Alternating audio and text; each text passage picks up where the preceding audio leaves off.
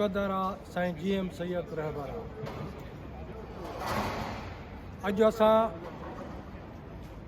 आलमीअ में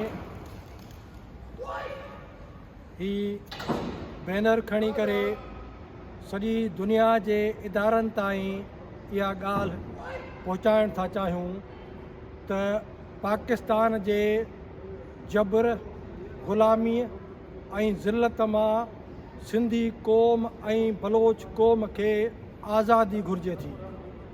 अॼु सिंधु देश जो ही बैनर असां पूरी दुनिया, अक़वाम मुत्तहिदा, आलमी बिरादरी समेत हर दुनिया जे मुल्क जे अॻियां पंहिंजो केस रखण था चाहियूं त सिंध जे अंदरि क़ौमी तहरीक जेका साईं GM सैयद जे फ़िक्र जे बुनियाद ते हली रही आहे, उहा तहरीक सिंधी क़ौम जे तारीख़ी आज़ादीअ जे लाइ, वतन सिंधु देश जे आज़ादीअ जे लाइ आहे। इन करे असां दुनिया खे इहा बि अपील कंदासीं त पाकिस्तान जेको हिकिड़ो ग़ैर फितरी मुल्क आहे, उहो सिंध ऐं बलोचनि खे ग़ुलाम बनाए असांजो सियासी मुआशी इस्तेहसाल करे थो। सिंधी क़ौम जे तारीख़ी वतन खे ग़ुलाम कयो वियो आहे ऐं सिंध ऐं बलोचिस्तान मां हज़ारनि जी तादाद में क़ौमी कारकुननि खे ISI ऐं फ़ौज जे टार्चर सेलनि में रखियो वियो आहे। असीं दुनिया खां मुतालबो था कयूं त सिंध ऐं बलोचिस्तान जा जेके बि क़ौमी कारकुन ISI जे टार्चर सेलनि में क़ैद आहिनि, ग़ैर इंसानी तशद्दुद जो मुंहुं ॾिसी रहिया आहिनि, उन्हनि समूरनि क़ौमी कारकुननि खे आज़ादु कयो वञे। इहा असांजी अक़वाम मुत्तहिदा खां घुर आहे।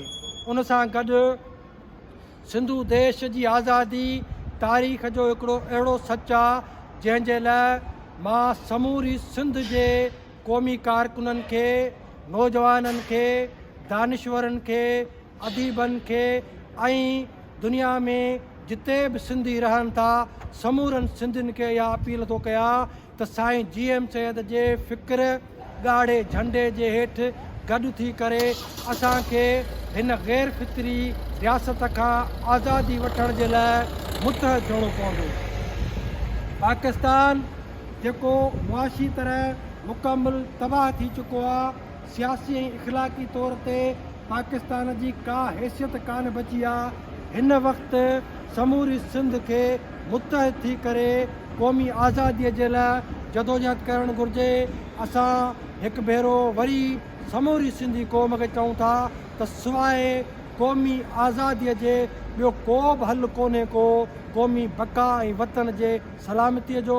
इन करे अचो ए सिंध जा नौजवानो, जश्न में शामिलु थियो, सिंध जा अदीबो, दानिश्वरो सैयद जे फ़िक्र ऐं ॻाढ़े झंडे जे हेठि अचे बीहो, छाकाणि त इन खां सवाइ सिंधी क़ौम नामुमकिन आहे जो बची सघे।